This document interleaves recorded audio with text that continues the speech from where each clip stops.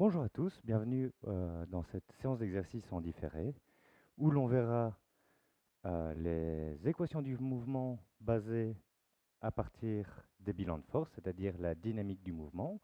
On verra aussi la conservation de l'énergie et enfin on verra les mouvements oscillants.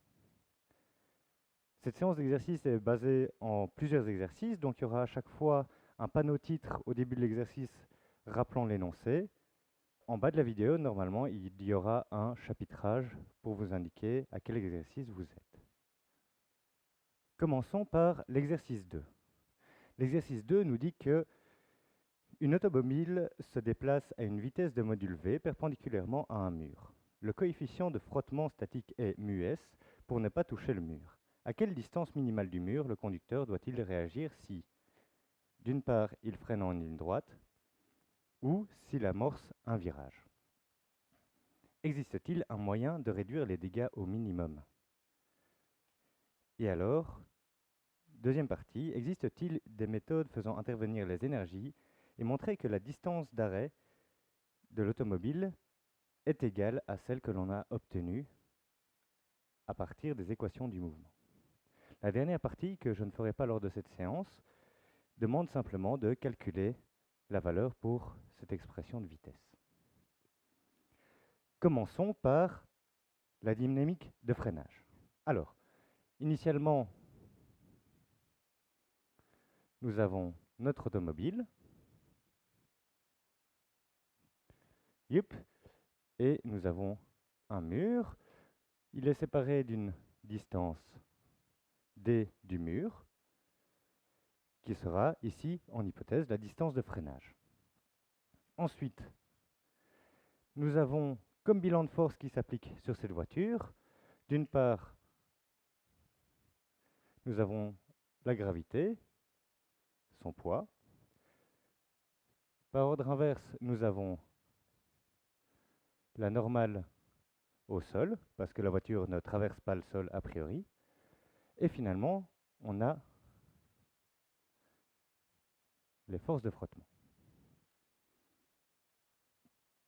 Donc la première étape pour résoudre cet exercice consiste à résoudre le bilan de force qui s'applique sur la voiture pour savoir si elle accélère, si elle freine et de quelle façon elle freine. Alors, on va le faire selon deux axes, l'axe vertical que j'appellerai Y et l'axe horizontal que j'appellerai X. On va commencer selon Y, selon la verticale. Eh bien, la somme des forces, ce sera le poids selon Y plus la normale selon Y. Mais comme la voiture ne traverse pas le sol, c'est-à-dire que sa vitesse selon le sol reste toujours constante et vaut toujours 0, eh bien, il n'y aura pas d'accélération liée à la somme des forces verticales, et donc ce sera nul. De là, il est possible de déduire que la normale au sol, c'est moins le poids. Et donc ce poids étant moins mg. Il est donc maintenant possible d'effectuer le bilan de force selon l'horizontale, donc selon x.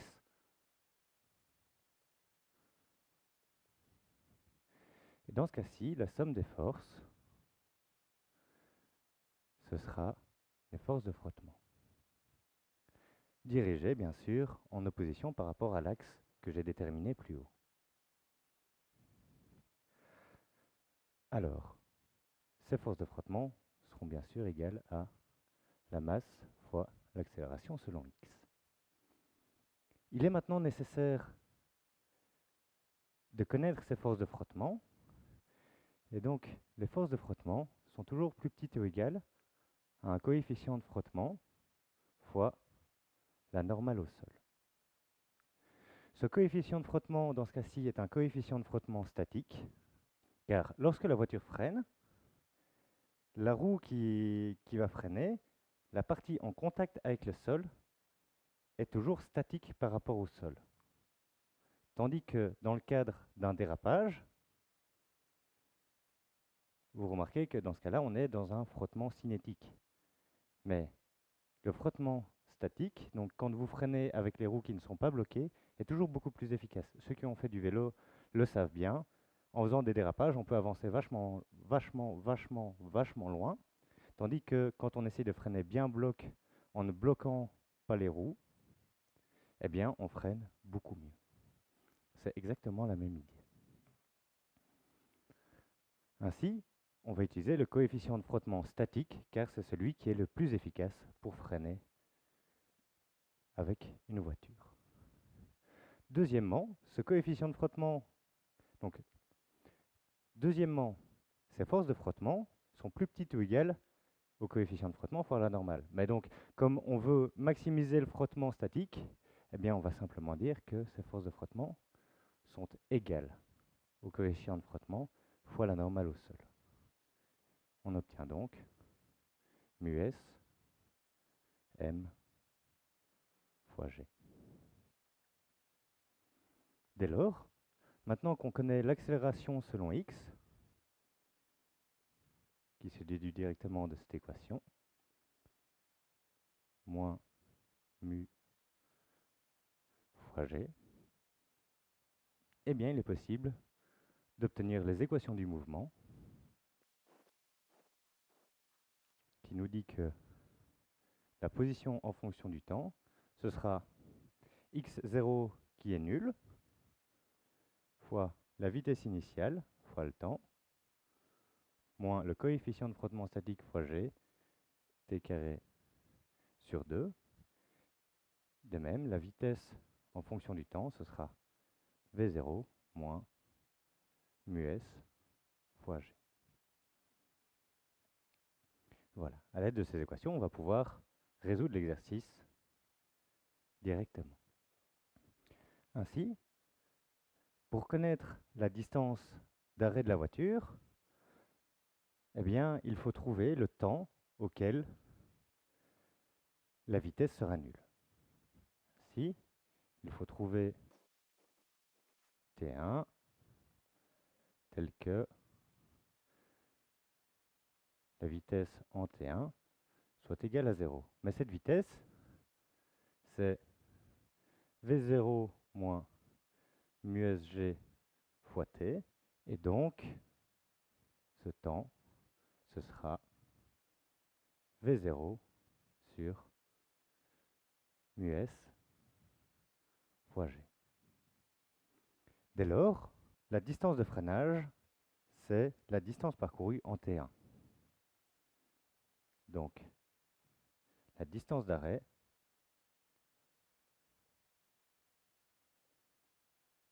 est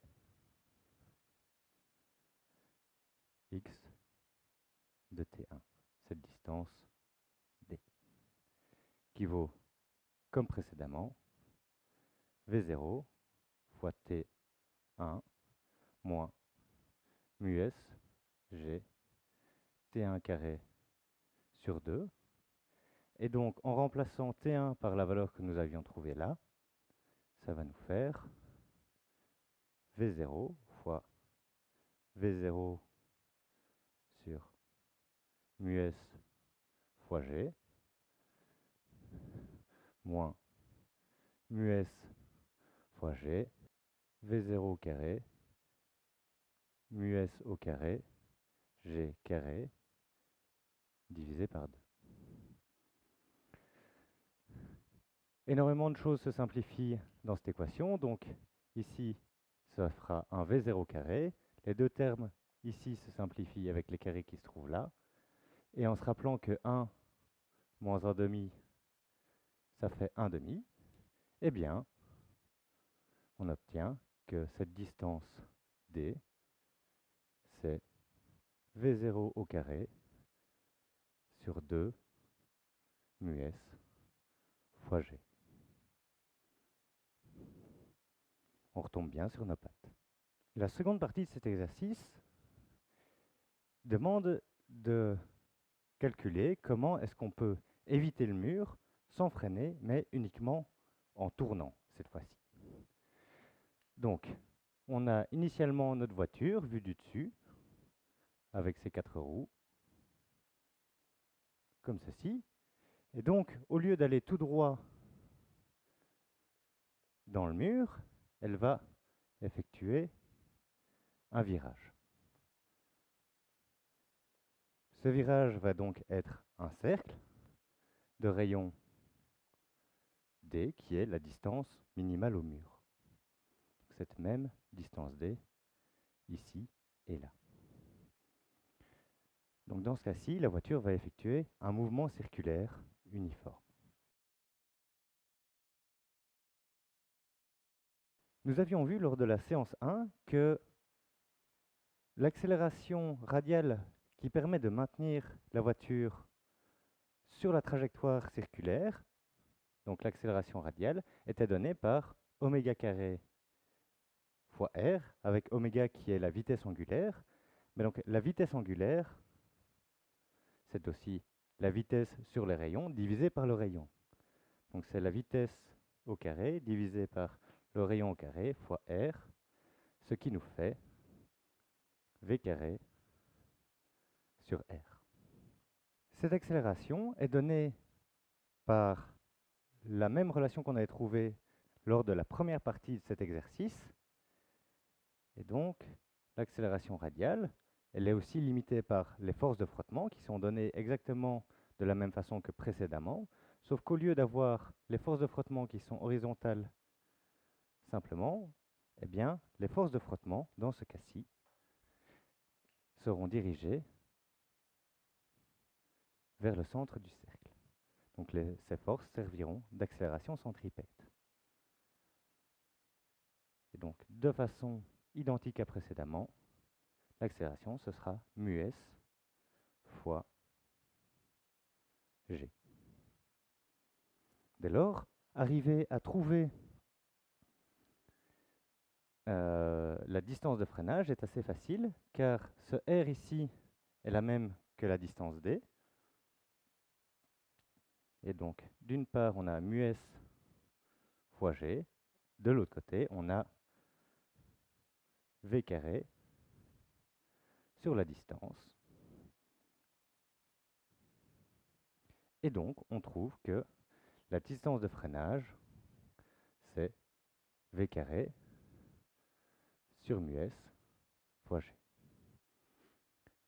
Notez bien que cette distance nécessaire pour éviter le mur en tournant est 2 fois plus élevée que celle nécessaire pour s'arrêter simplement.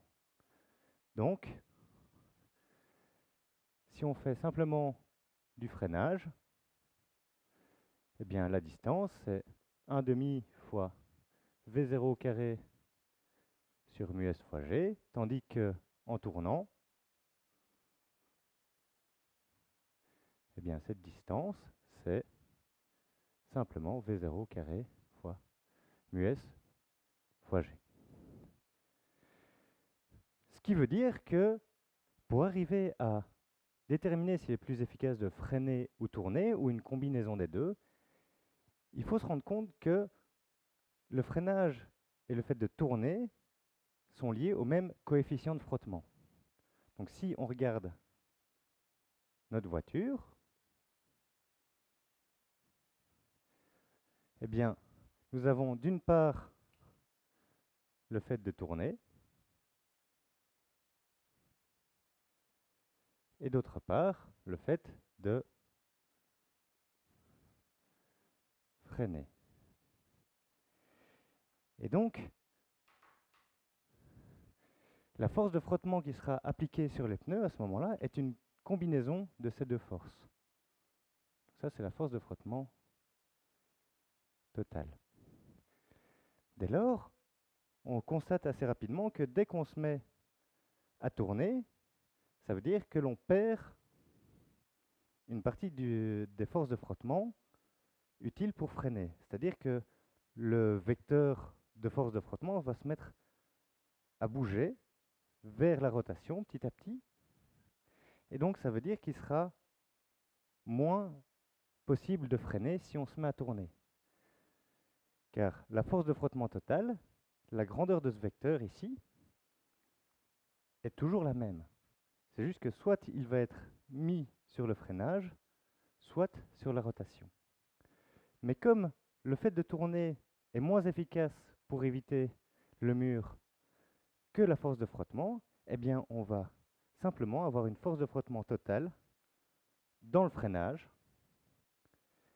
Et donc, il suffit simplement de piler sur le frein pour ne pas se prendre le mur. En plus, dans ce genre de situation, de 1, on est stressé, donc on ne réfléchit pas très fort à ce qu'il faut faire. Donc avoir le réflexe de freiner, c'est déjà pas mal. Ensuite, eh bien, dans les voitures, il y a un ABS qui permet de ne jamais bloquer les pneus. Donc vous serez toujours au freinage le plus efficace possible pour la voiture. Donc, le mieux, c'est de freiner.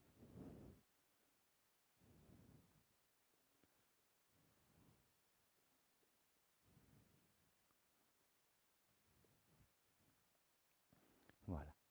Pour réaliser la dernière partie de cet exercice, il faut comprendre un petit peu c'est quoi le concept d'énergie. Vous l'avez certainement déjà vu au cours, mais pour vous rappeler brièvement les outils que le concept d'énergie vous apporte, eh bien, l'énergie est une quantité qui est conservée au sein d'un système.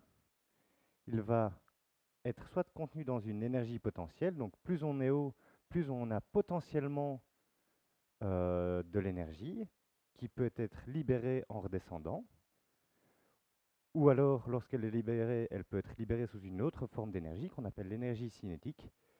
Donc c'est l'idée qu'un objet, quand il bouge, ben, il faut pousser pour l'arrêter. Et alors ça, c'est dans le cas où toutes les forces sont idéales, donc ce ne sont que des forces conservatives, mais il est aussi possible que des forces non conservatives soient en présence, le meilleur exemple étant les forces de frottement. Les forces de frottement vont faire donc diminuer l'énergie du système car elles vont être dissipées d'un point de vue microscopique au niveau des interactions de la surface.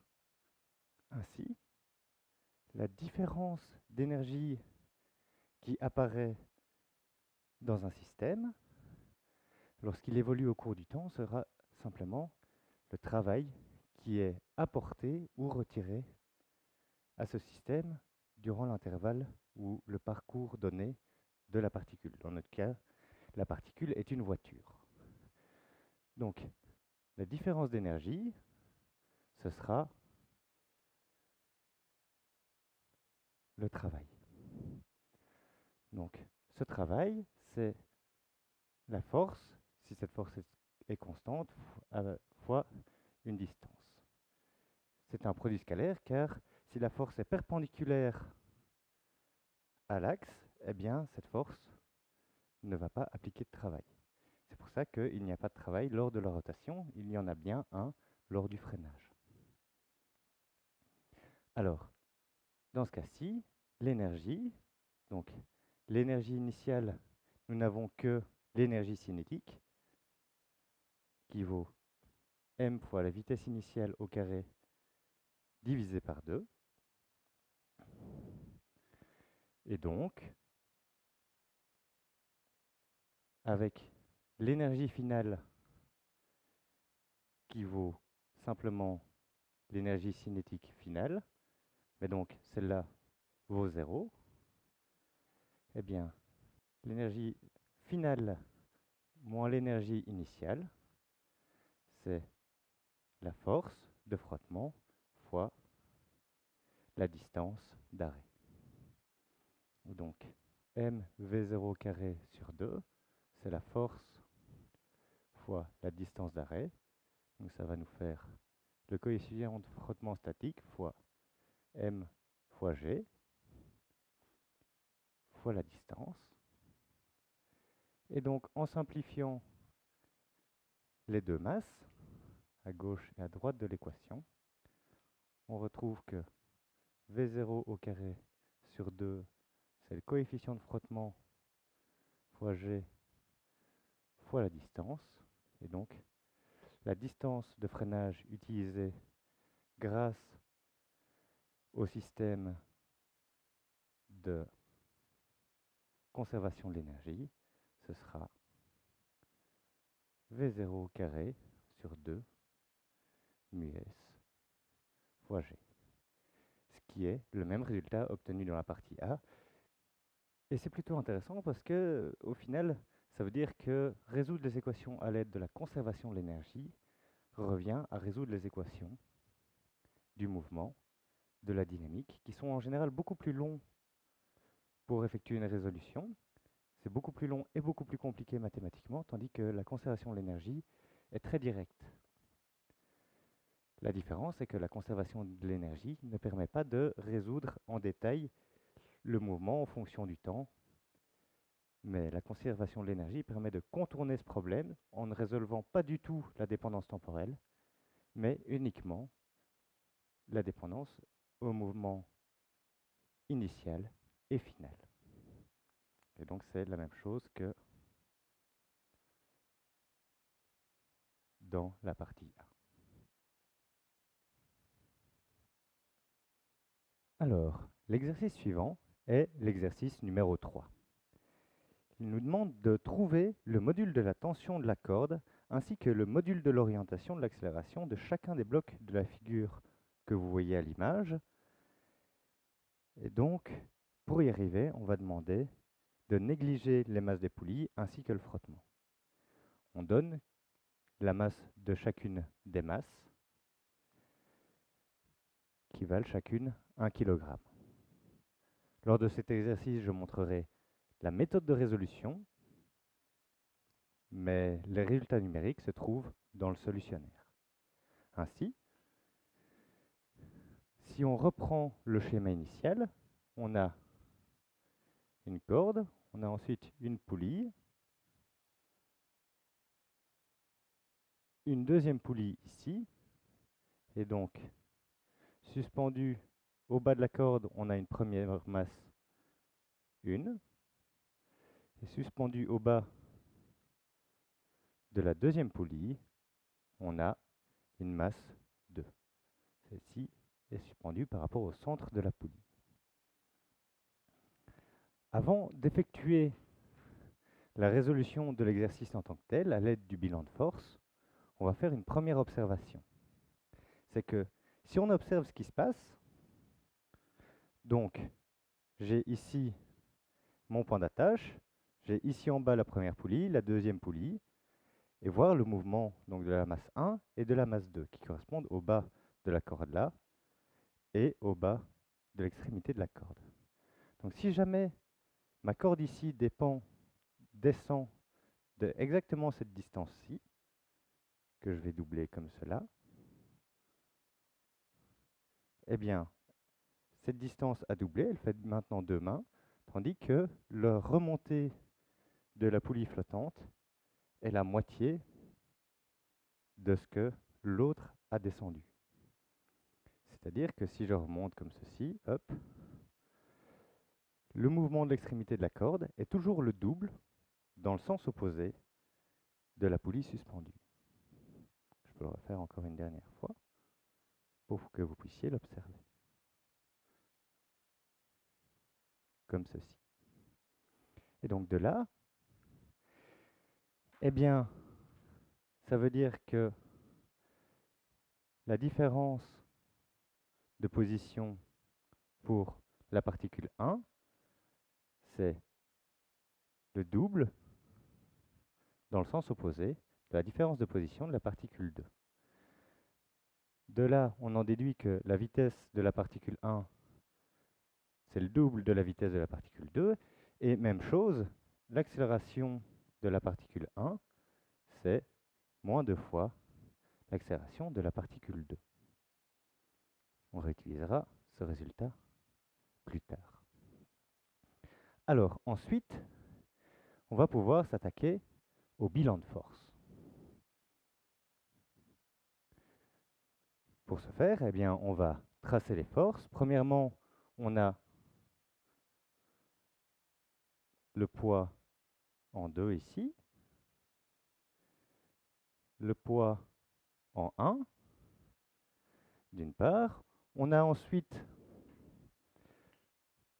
la tension dans la corde qui maintient le bloc et qui l'empêche d'être en chute libre, qui va ici vers le haut. Mais comme cette corde n'est pas élastique, eh bien la tension dans un bord de la corde est exactement la même que la tension de l'autre côté. Donc, ce sera exactement la même tension là. Et alors, dernière chose, comme ça reste toujours exactement la même corde, ici, la poulie en rotation va négliger ces effets de rotation. Donc, si mon bloc il tire un peu de ce côté-là, il va tirer exactement de la même façon de l'autre côté. Donc, la tension de ce côté-ci de la corde est exactement la même. Voilà. Alors maintenant, il ne nous reste plus qu'à dessiner un axe principal. Voilà. Y comme ceci. Et on peut s'appliquer à dessiner le bilan de force. Ce bilan de force doit être fait en deux parties, car si on fait le bilan de force global, ça donne le mouvement de l'ensemble, donc des deux masses, plus les supports, plus le mur, enfin tout le bloc.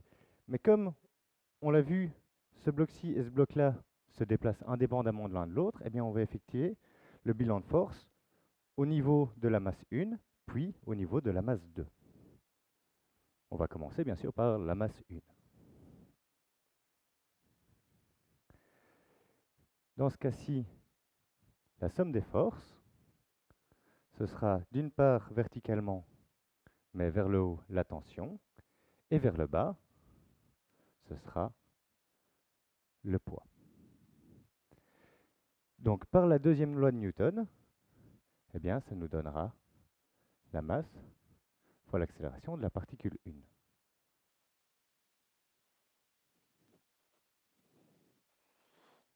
On peut faire exactement la même chose en deux. Et donc dans ce cas-ci, la somme des forces, ce sera la tension qui est ici, plus la tension qui se trouve là, moins mg. C'est exactement la même masse dans les deux comme on l'a vu dans l'énoncé, qui est égale à la masse fois l'accélération de la particule 2. Ainsi, pour trouver la tension dans la corde, il nous suffit de combiner toutes ces équations. Dès lors, avec ce qu'on a obtenu ici, eh bien, on peut réexprimer la tension qui vaut la masse fois l'accélération en 1 plus la gravité. Mais parce qu'on a vu juste ici en dessous, eh bien, ce sera la masse fois moins 2 fois l'accélération en 2 plus la gravité. Et donc, tout ceci, on peut maintenant le réintégrer dans l'équation du bilan de force en 2. Et donc, de 2 fois T moins mg qui est égal à m fois A2. On réexprime la tension dans cette équation. Ça va nous faire 2 fois la masse fois moins 2 A2 plus G moins mg qui est égal à m fois A2. Alors, premièrement, on va simplifier toutes les masses. Ensuite, on va réexprimer tout ceci. Donc, moins 4 fois A2 plus 2G moins G qui est égal à A2. Donc, je veux remettre ce terme-là à droite et faire la différence entre les deux ici. Et donc, A2 est égal à G, d'où A2 est égal à G divisé par 5. Ensuite, A1 qui est égal à moins 2 fois A2 vaudra moins 2G divisé par 5, c'est-à-dire qu'il ira vers le bas dans l'autre sens. Et la tension s'obtient grâce à l'équation précédente, donc de M fois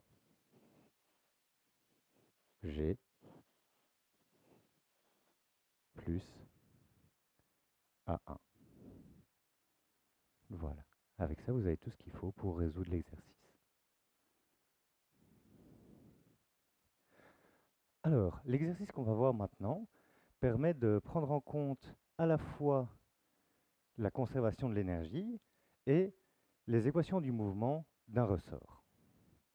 Donc, cet exercice est l'exercice numéro 7 qui nous indique que la position d'un bloc de masse de 80 grammes qui est attaché à un ressort dont la constante de rappel est de 20 newtons par mètre est donnée par l'équation x est égal à a fois sinus oméga t avec une amplitude a de 12 cm.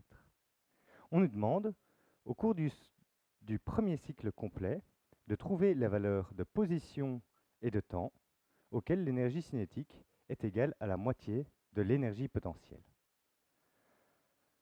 Alors, pour résoudre cet exercice, je vais commencer par vous expliquer comment on va arriver à déterminer l'énergie cinétique que l'on désire à l'aide de l'énergie potentielle du ressort. Et ensuite, on va regarder le mouvement de ce ressort afin de résoudre l'exercice.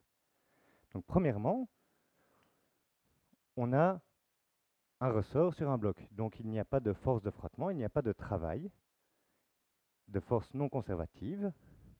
Donc, on n'a pas de travail. Donc, l'énergie totale est conservée.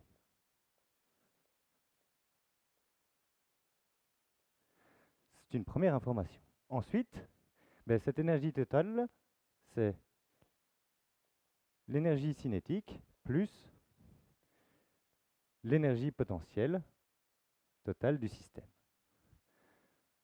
Cette énergie cinétique, c'est mv carré sur 2, plus, dans le cadre de notre ressort, ce sera k, la constante de raideur du ressort, x carré sur 2. C'est une première information. Donc, on peut déterminer plusieurs choses. Premièrement, l'idéal est d'arriver à déterminer c'est quoi cette énergie totale. Donc, pour y arriver, ce qu'on va faire, c'est que la vitesse, elle va changer à tout instant, mais il y a un moment qui va nous intéresser, c'est quand la vitesse est nulle, eh bien, l'énergie potentielle sera maximum. Donc, il suffit de maximiser l'énergie potentielle dans notre système pour obtenir l'énergie totale de ce système. Cette énergie potentielle, on pourra la déterminer pour son maximum grâce aux équations du mouvement. Donc, si la vitesse est nulle, l'énergie cinétique est nulle, donc l'énergie potentielle est maximum. Il reste donc à trouver cette énergie potentielle.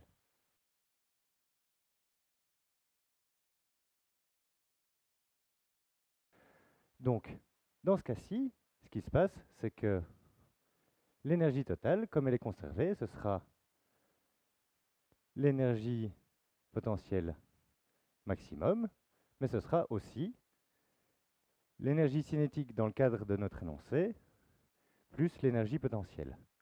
Comme on nous dit que l'énergie cinétique, c'est la moitié de l'énergie potentielle, pour résoudre l'énoncé, eh bien, ce sera la moitié de l'énergie potentielle, plus l'énergie potentielle, ça va nous faire 3/2 de l'énergie potentielle. Et donc ça, ce sera l'énergie potentielle maximum.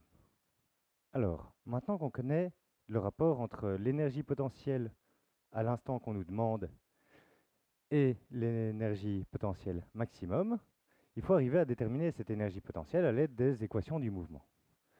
Donc, je vous rappelle que l'énergie potentielle en fonction de la position, c'est k fois x carré sur 2.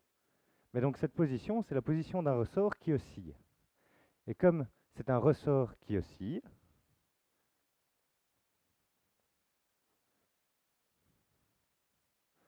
eh bien, sa position en fonction du temps, ce sera l'amplitude du mouvement fois le sinus de oméga t, comme ceci. Alors, petite remarque en passant, on aurait pu ici placer un cosinus à la place d'un sinus. Ça dépend des conditions initiales, car le sinus oscille comme ceci, de gauche à droite, en valeur, donc de moins 1 à plus 1, de moins 1 à plus 1, mais le cosinus, c'est comme un sinus, mais déphasé de 90 degrés. Donc, si jamais le sinus est comme ceci, je vais essayer d'arriver à synchroniser mes mains. Je vais avoir les deux qui se suivent comme ça, légèrement décalés. Et donc, grâce à ça, si jamais vous voyez un cosinus au lieu d'un sinus, ne soyez pas inquiétés, c'est tout à fait normal. La méthode de résolution est tout à fait similaire. Avant de continuer mes explications, donc juste quelques petits détails au niveau de la formule dans le cadre d'un ressort. Donc, le oméga qu'on trouve ici, c'est la pulsation angulaire, qui vaut racine de k sur m, avec k la constante de ressort et m la masse de la masse attachée au ressort. C'est une première chose, comme ça vous pouvez la calculer directement. Ensuite, on a a qui est l'amplitude, qui donne la position maximum. Alors, maintenant, on va regarder un peu comment se comporte cette fonction. On va obtenir le maximum qu'elle peut atteindre, et ensuite continuer notre analyse de fonction. Donc, le maximum de cette fonction de potentiel du ressort, ce sera k divisé par 2 fois l'amplitude au carré fois le sinus au carré de oméga t. Alors, le sinus, lui, son maximum, c'est plus ou moins 1. Donc, le maximum du carré de plus ou moins 1, c'est 1. L'amplitude ne change pas en fonction du temps. La constante de raideur du ressort, elle est constante elle aussi. Donc, ça va nous faire k fois a carré divisé par 2. C'est une première chose. Alors, ensuite, on va remarquer que l'énergie potentielle est proportionnelle uniquement au carré de la position. Donc, ce sera uniquement la valeur absolue de la position du ressort par rapport à sa position d'équilibre que l'on va pouvoir prendre en compte dans la suite. On verra aussi qu'au niveau du temps, il y aura plusieurs façons de satisfaire l'équation. Donc, pour arriver à comprendre le comportement de cette fonction d'énergie potentielle, on va tracer simplement le sinus en fonction du temps, ici, comme ceci, sur une seule période. Voilà. Il va donc de 1 et moins 1. Donc ça, c'est le sinus de oméga t. Et ici, on a le temps. Alors, qu'est-ce qui nous reste ici? Eh bien, on voit que quand on veut arriver au maximum divisé par 3, eh bien, on va se trouver donc sur une petite valeur ici intermédiaire. Donc ça nous donnera l'amplitude qui sera solution, donc le x qui sera solution de notre équation. Mais comme on voit que le x est au carré, donc l'amplitude est au carré, eh bien ce sera plus ou moins la valeur ici, qui pourront être solution. Ensuite, eh bien, ce qu'on voit, c'est que pour ces deux solutions possibles, eh bien, il y a 4 solutions temporelles qui sont possibles. Ces 4 solutions temporelles donnent 2 positions uniquement, qui donnent une seule énergie potentielle fixée. Il nous reste à trouver les solutions à cette équation. Donc, pour reprendre, on a que U1, donc K x carré sur 2, donc ça c'est U1, qui est égal à l'énergie potentielle maximum, K A carré sur 3. Donc ça, c'est l'énergie potentielle maximum multipliée par 2 tiers. Dès lors, on trouve assez rapidement que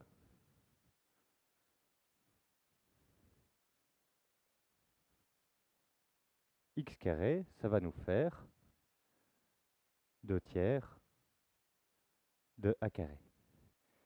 Donc, on n'a que x, ce sera plus ou moins racine de 2 tiers fois a, parce que a est positif dans tous les cas. Donc on voit bien qu'il y a deux solutions possibles, comme je vous l'avais dit. Donc c'est la solution positive et négative pour la position. Et il va nous rester le temps comme inconnu à déterminer.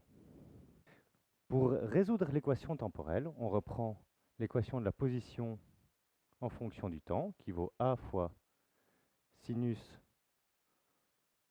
oméga t.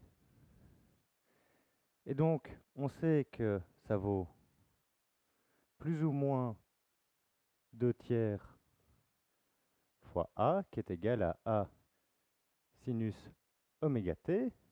Et donc, le sinus de oméga t, c'est racine carrée de 2 tiers, plus ou moins. Donc t, ce sera 1 sur la pulsation angulaire fois l'arc sinus de plus ou moins racine carrée de 2 tiers. Donc on va mettre un plus ou un moins, et donc on va voir comment déterminer ces 4 solutions possibles. Donc la première, c'est simplement la racine carrée de 2 tiers, ici, donc le T1. Et ici, ce sera, donc on se retrouve à un tour complet. Donc ça, ce sera moins la racine carrée de 2 tiers. Donc on a T1, T2, T3 et T4. Donc T1, c'est 1 sur oméga fois l'arc sinus de racine carrée de 2 tiers. Ça, c'est le plus facile à trouver. On a T4 qui sera 1 sur oméga t fois l'arc sinus de racine carrée de 2 tiers avec un moins devant. Mais comme cette valeur tombera ici à gauche, eh bien, il faudra rajouter 2 pi radians pour se retrouver du bon côté là-bas. Ensuite, il nous reste à trouver T2 dans ce cas-ci. Eh bien, on voit que le sinus est symétrique autour de pi. Donc ça veut dire que je vais prendre, pour trouver cette valeur-là, ce sera pi moins ce petit écart-là de temps. Donc ce sera pi moins T1. De la même façon, on aura T3 qui est le même petit écart-là plus T1. Donc ce sera pi plus T1. Remarquez que le T4 là, c'est équivalent de dire qu'il vaut 2pi moins T1. Vous verrez que l'équation est tout à fait identique. Comme d'habitude, les valeurs numériques se trouvent dans le solutionnaire afin que vous arriviez à les obtenir. L'exercice que je vous présente là maintenant a pour but de mettre en évidence les propriétés de l'énergie potentielle, sa liaison avec le travail pour une force, car on vous dit que l'énergie du système est conservée, mais d'une part, on peut l'exprimer sous forme d'énergie potentielle, soit sous forme de force. Donc, prenons un exemple avec l'énergie du ressort, et donc la force du ressort aussi. D'une part, on a notre force du ressort qui vaut moins K fois X. D'autre part, on a son énergie potentielle qui est K fois X carré sur 2. Comment est-ce qu'on arrive à lier ces deux grandeurs sans aucun souci? Eh bien, pour y arriver, on peut se dire que l'énergie potentielle du ressort, c'est le travail effectué par la force du ressort sur une certaine distance. Donc, le travail lié à un ressort, ce sera la force du ressort fois la distance qu'a parcourue. Si ça, c'était vrai si la force était constante au cours du temps. Mais comme la force n'est pas constante au cours du temps, eh bien, on doit faire ce calcul pour chaque petit élément de distance. On va aller de la position initiale à la position finale.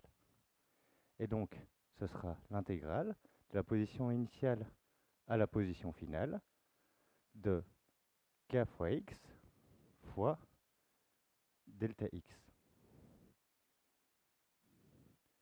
Et donc, le résultat de cette intégrale est simplement k x carré sur 2 de la position initiale à la position finale. Ce qui va nous faire k fois la position finale au carré moins la position initiale au carré. Si vous regardez bien, vous remarquez que ça correspond à la différence donc, de l'énergie potentielle du ressort final moins l'énergie potentielle du ressort initial. Et vous voyez bien que la différence d'énergie potentielle liée au ressort est en fait le travail appliqué par la force du ressort. Et ces deux quantités sont tout à fait similaires. C'est juste un point de vue différent pour l'observer. Donc, grâce à tout ça, on va pouvoir appliquer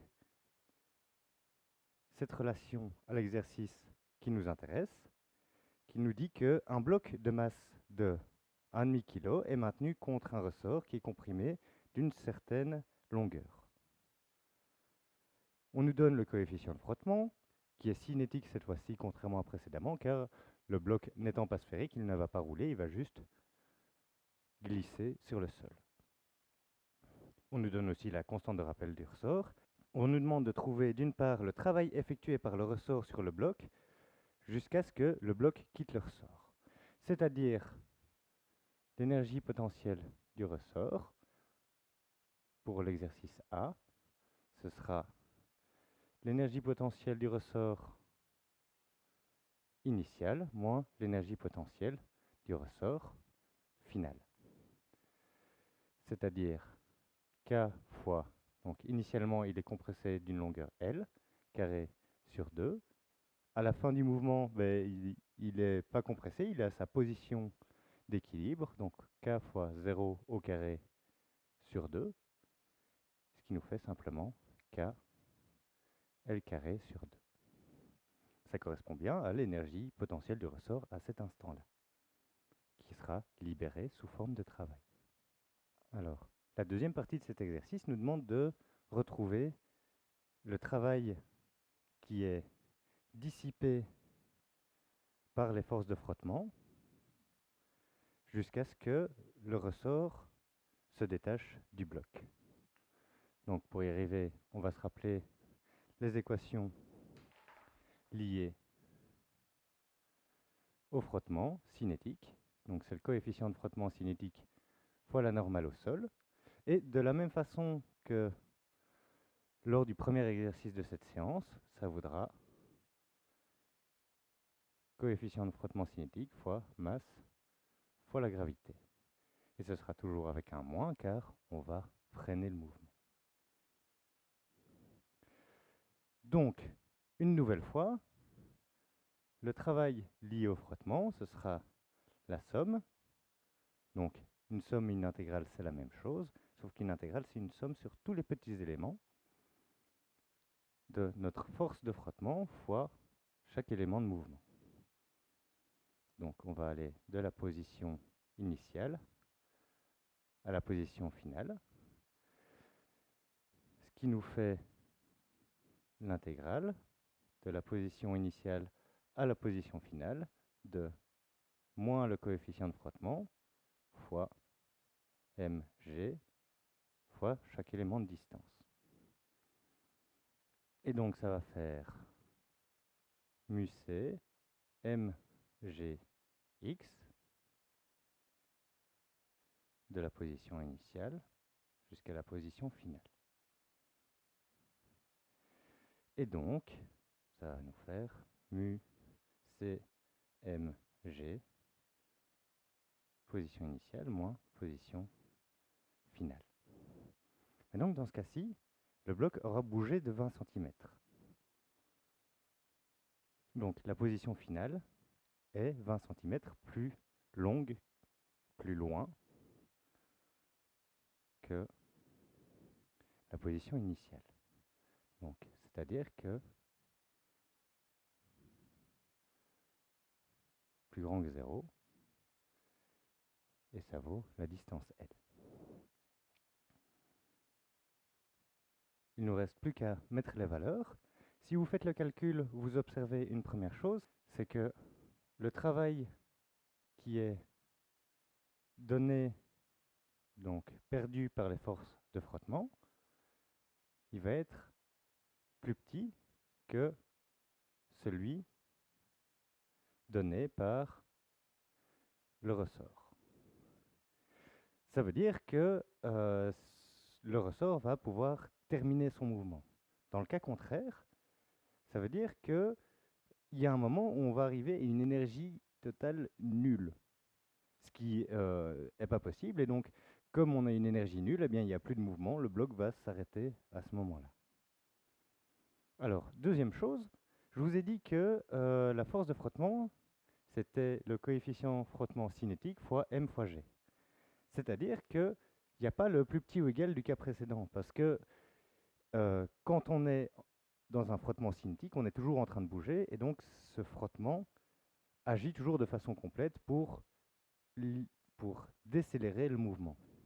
Et il agit toujours de façon complète parce qu'il n'y a pas de cas limite où on ne le pousse pas assez pour qu'il rentre en mouvement, parce qu'on le pousse toujours, il est toujours suffisamment en mouvement que pour être en mouvement. Ça paraît un peu ridicule comme ça, mais c'est ça la différence entre le frottement statique et cinétique, c'est que le cinétique c'est toujours en mouvement, donc le frottement est toujours un frottement en mouvement et toujours lié à la même chose. L'étape suivante de cet exercice, c'est d'arriver à déterminer justement la vitesse du bloc quand il s'est arrêté. Et donc, ce qu'on avait vu, c'est que donc, la différence d'énergie est donnée par la somme des travails qui sont appliqués dans le système.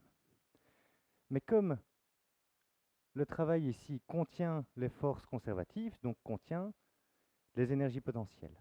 Donc ça, c'est la différence d'énergie cinétique, ce sera la somme du travail, donc le travail du ressort plus le travail des forces de frottement.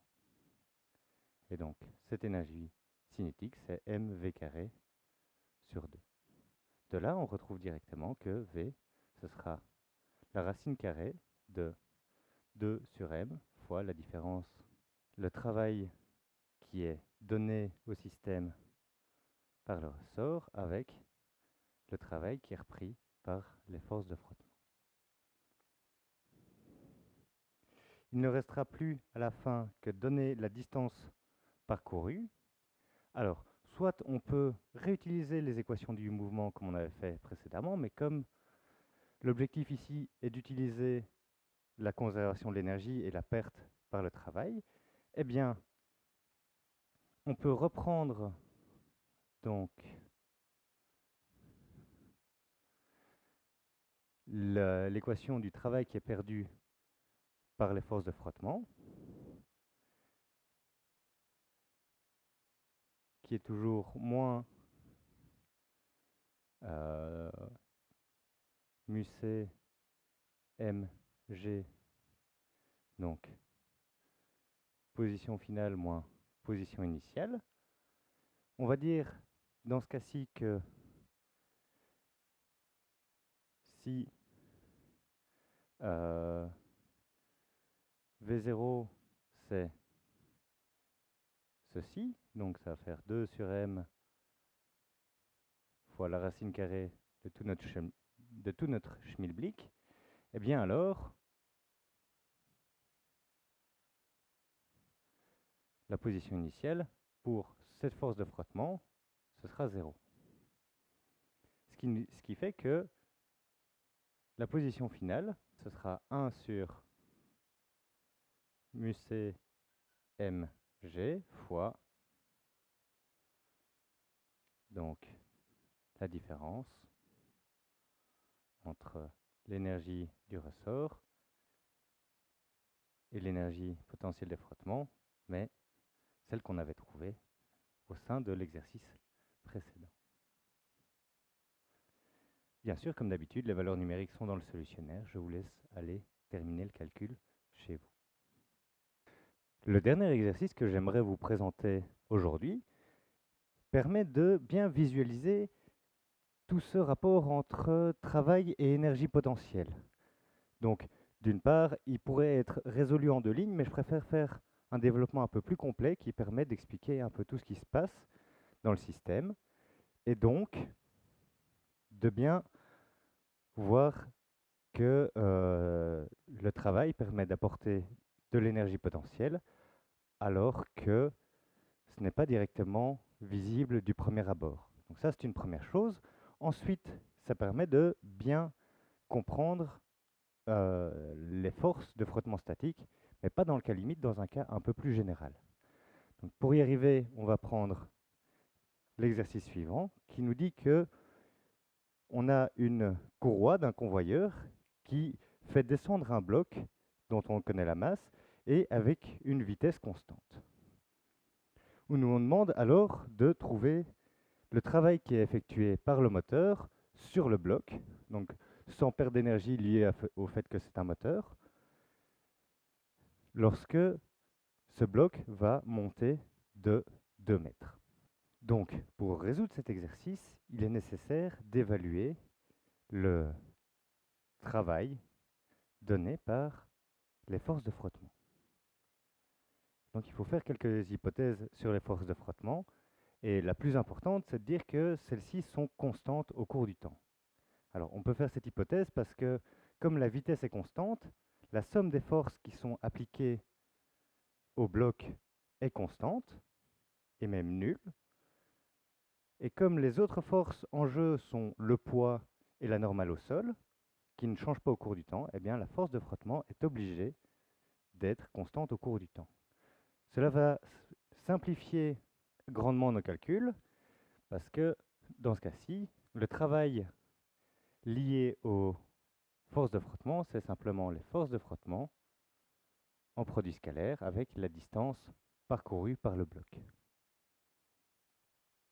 Cela résulte directement de l'intégrale qu'on a fait tantôt.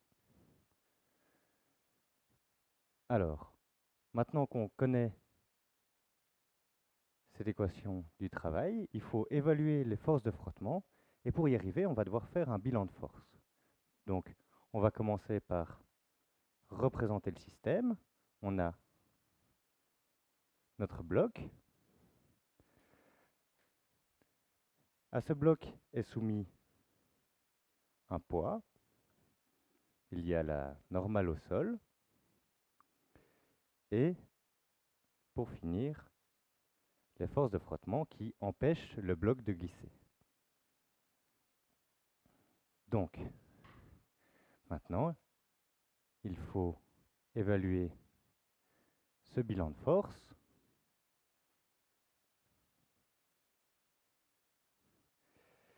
Mais pour pouvoir l'évaluer, il faut avoir des axes de prédilection. Donc je vais les choisir comme ceci. On a un axe X parallèle à la courroie et un axe Y perpendiculaire à cette courroie. Je vais commencer le bilan de force par l'axe Y. Donc la somme des forces, ce sera la normale moins le poids selon Y. Alors, ce poids selon Y, ça donne quoi? Alors, si on décompose le poids selon nos deux axes, on a le poids selon X selon l'axe des X et le poids selon Y selon l'axe des Y. Pour arriver à estimer ces poids, il faut se rappeler l'angle d'inclinaison de notre rail. Et si on observe bien, cet angle, c'est l'angle alterne-interne avec cet angle-ci.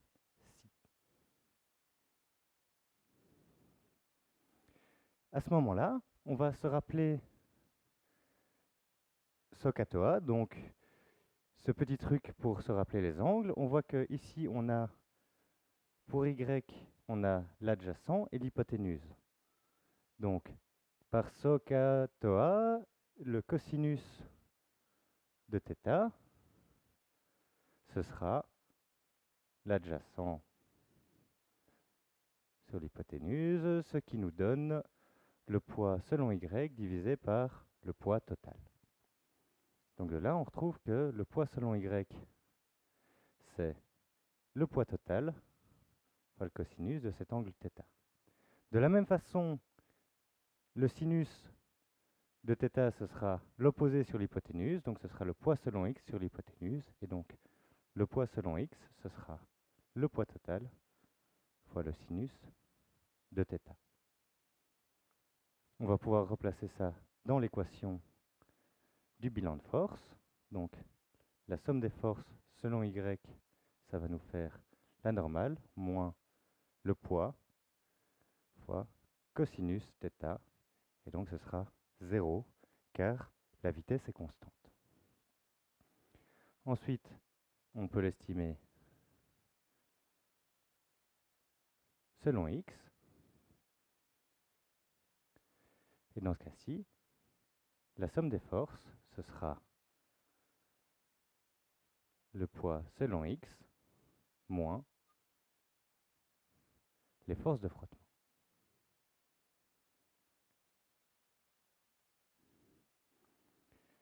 Et donc, ça va nous faire le poids total fois le sinus θ moins les forces de frottement, qui va devoir être égal à 0. Ce qui fait que je n'ai pas besoin d'essayer de trouver une limite pour les forces de frottement. Je vais détailler ça dans une minute. Mais donc, les forces de frottement seront le poids fois le sinus de θ. Vous constatez qu'actuellement, je suis en train de vous dire que les forces de frottement, c'est mg sinus θ, ce qui n'a rien à voir avec l'équation que je vous avais donnée précédemment avec le coefficient de frottement statique, car ce bloc est statique par rapport au sol, il ne glisse pas, qui disait que les forces de frottement sont plus petites ou égales à le coefficient de frottement statique fois la valeur absolue de la normale au sol, avec la normale au sol qui, dans ce cas-ci, grâce à l'équation précédente, vaut mg fois cos θ. Mais donc, ça nous permet de savoir que les forces de frottement, ce sera plus petit ou égal à mu s mg cos θ. Donc ça veut dire que c'est plus petit ou égal. C'est-à-dire que ces forces de frottement peuvent aller jusqu'à cette valeur-là. Mais si jamais ceci c'est plus petit que ça, eh bien il n'y a pas de souci. C'est-à-dire que si mg sinus θ est plus petit ou égal à mu s mg cos θ, alors les forces de frottement sont mg sinus θ. Par contre, si ce n'est pas le cas, dans tous les systèmes où on atteint le cas limite, eh bien, ces forces de frottement, ce seront mu s fois la normale. C'est-à-dire tous les cas où le plan est tellement incliné que cette équation n'est plus satisfaite.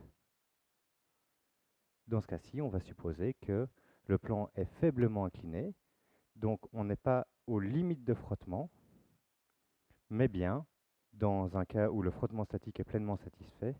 Donc c'est cette équation-ci qui est bien satisfaite.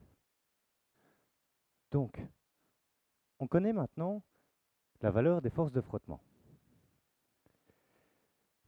Dès lors, pour arriver à calculer le travail donné par ces forces de frottement, donc il ne reste plus qu'à calculer la distance parcourue par le bloc. Cette distance parcourue, donc on démarre du point initial et on va monter jusqu'en haut. Ce que nous dit l'énoncé, c'est qu'on a monté d'une hauteur L. Dès lors, on peut déduire que notre plan est incliné d'un angle θ, qui est le même que celui que je vous ai présenté juste avant. Et donc, si on se rappelle SOHCAHTOA une nouvelle fois, le sinus, ça reste toujours l'opposé sur l'adjacent.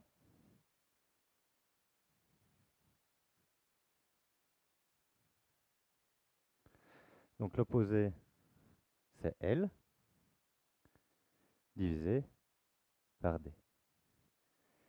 Et donc, de ça, on en déduit que la distance parcourue, c'est L divisé par sinus θ.